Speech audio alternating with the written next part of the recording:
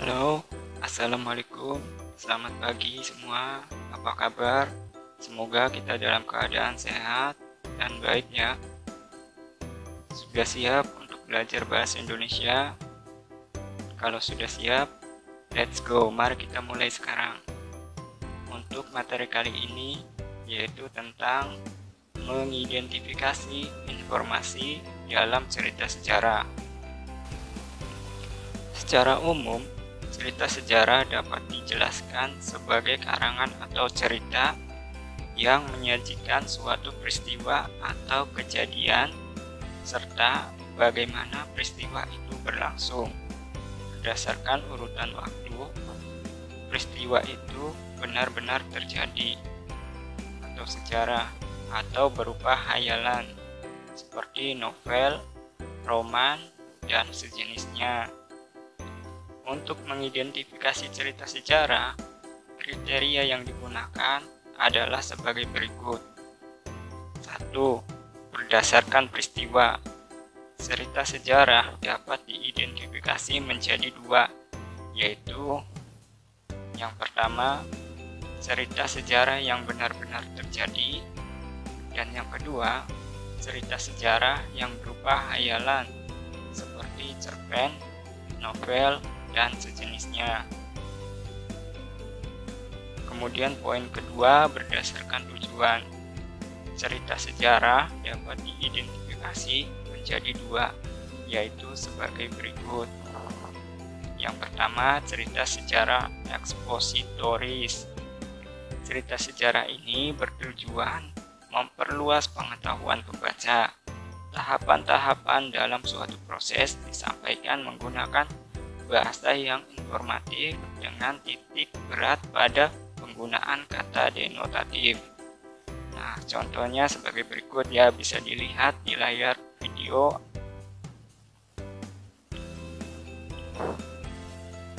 Oke, kemudian yang kedua, cerita sejarah sugestif. Cerita sejarah ini bertujuan merangsang daya hayal pembaca. Tujuan utamanya memberikan makna atas peristiwa atau kejadian sebagai suatu pengalaman. Bahasa yang digunakan lebih condong ke bahasa kiasan dengan menggunakan kata-kata konotatif. Nah, contohnya sebagai berikut.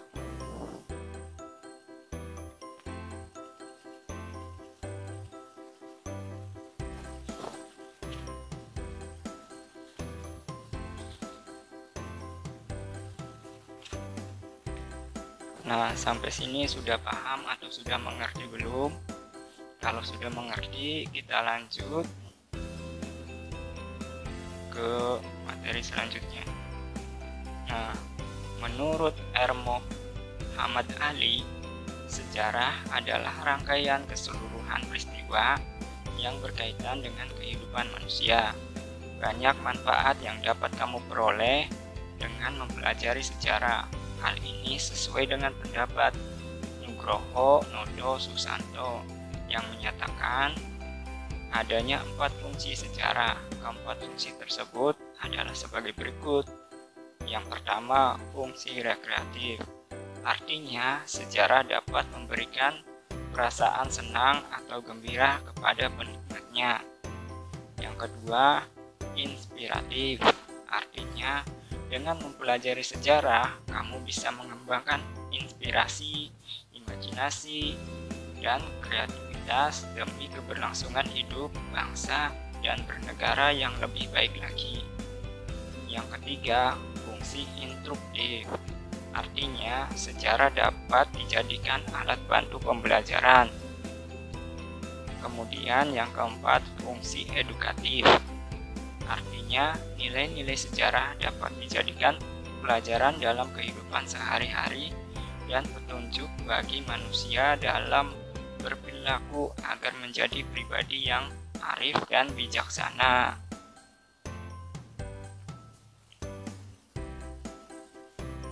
Kemudian poin yang selanjutnya yaitu struktur cerita sejarah. Berkaitan dengan pemaparan yang telah dijelaskan sebelumnya, berikut akan dijabarkan struktur struktur dari cerita sejarah.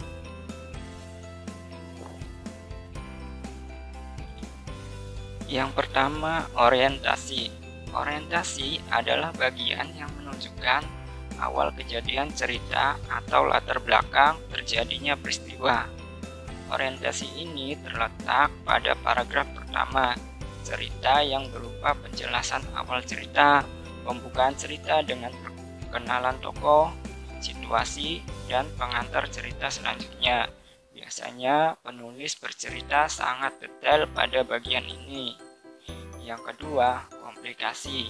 Komplikasi adalah kondisi mulai timbul konflik antara tokoh utama dan tokoh yang lain.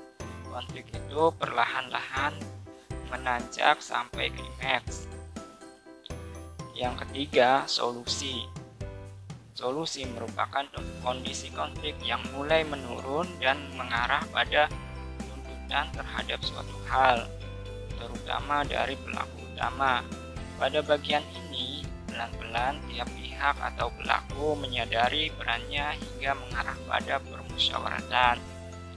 Yang keempat, reorientasi. Reorientasi biasanya berisi opini atau komentar penulis tentang peristiwa yang diceritakan di dalam teks. Reorientasi terkadang memuaskan pembaca, terkadang mengecewakan atau bahkan menyisakan pertanyaan.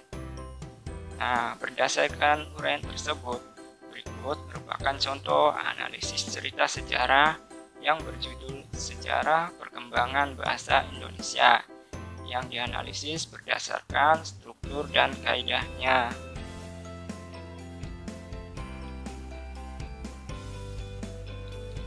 Sampai sini sudah jelas kan? Nah, kalau sudah jelas, kita lanjut ke materi berikutnya, yaitu menganalisis kebahasaan cerita atau novel sejarah. Menganalisis kebahasaan cerita atau novel sejarah dapat diartikan sebagai penguraian cerita atau novel sejarah ke dalam bagian-bagian yang lebih detail.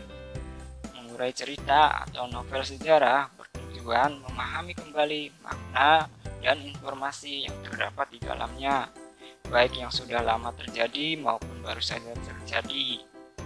Jika cerita atau novel sejarah tersebut berupa fakta, waktu menjadi penanda penting. Sementara itu, jika cerita atau novel sejarah itu berisi cerita fiksi, simbol-simbol atau metafora menjadi bagian yang patut dipertimbangkan.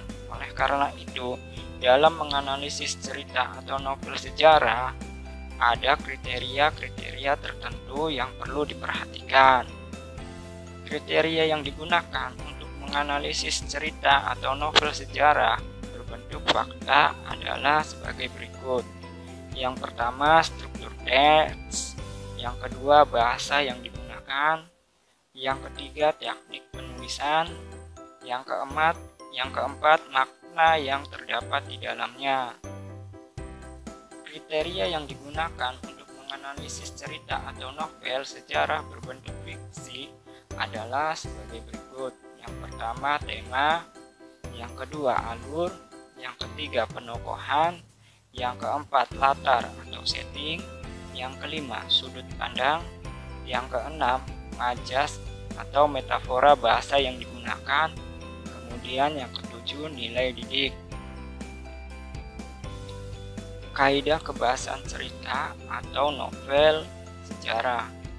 Untuk melengkapi kriteria analisis tersebut, bagian penulis cerita sejarah atau novel sejarah dapat dengan mudah dipahami dengan mencermati kaidah-kaidahnya. Kaidah-kaidah tersebut dapat dijelaskan sebagai berikut. 1. Menggunakan kata benda atau kata ganti tertentu. Kata benda atau kata ganti yang dimaksud misalnya menyebutkan nama kota tertentu, tempat tertentu, objek tertentu, atau merujuk pada kata ganti tertentu.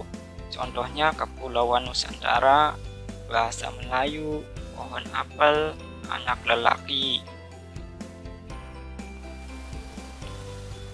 Yang kedua, menggunakan tokoh sentral. Penggunaan tokoh sentral di sini yaitu menerangkan pelaku utama atau tokoh yang menjadi sentral, pusat dalam cerita. Contoh dalam cerita Siti Nurbaya, tokoh sentralnya adalah Siti Nurbaya karena tokoh tersebut diceritakan dari awal sampai akhir cerita dan menjadi pusat cerita. Yang ketiga, menggunakan kata sifat yang menjelaskan frasa nomina. Maksudnya adalah dalam kalimat tersebut terdapat kata sifat yang menjelaskan gabungan kata frasa yang intinya di dalamnya berupa kata benda atau nomina. Contoh, raja adil, gadis cantik, rumah mewah.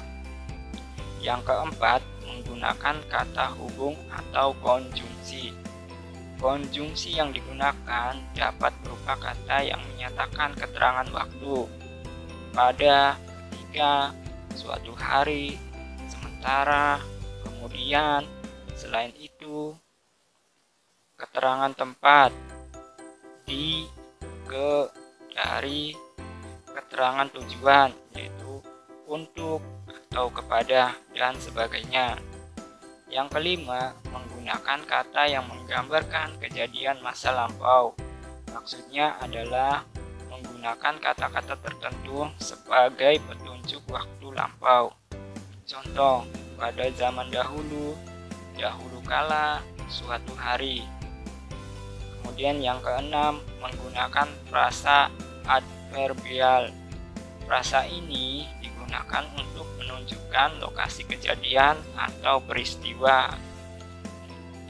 Contohnya, kembalinya dari kerajaan setelah melewati hari yang melelahkan dan sejenisnya. Berdasarkan uraian tersebut, berikut contoh analisis dari teks sejarah berjudul Sejarah Perkembangan Bahasa Indonesia yang dianalisis berdasarkan kaidahnya.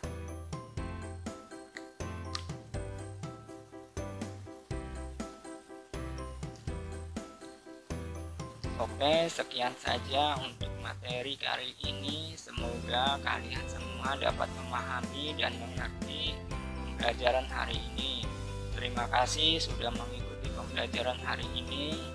Saya harap pembelajaran bahasa Indonesia tidak membosankan atau membuat kalian mengantuk ya. Karena dengan belajar kita dapat menambah ilmu dan wawasan kita untuk bekal hidup kita di masa depan. Terima kasih. Wassalamualaikum warahmatullahi wabarakatuh.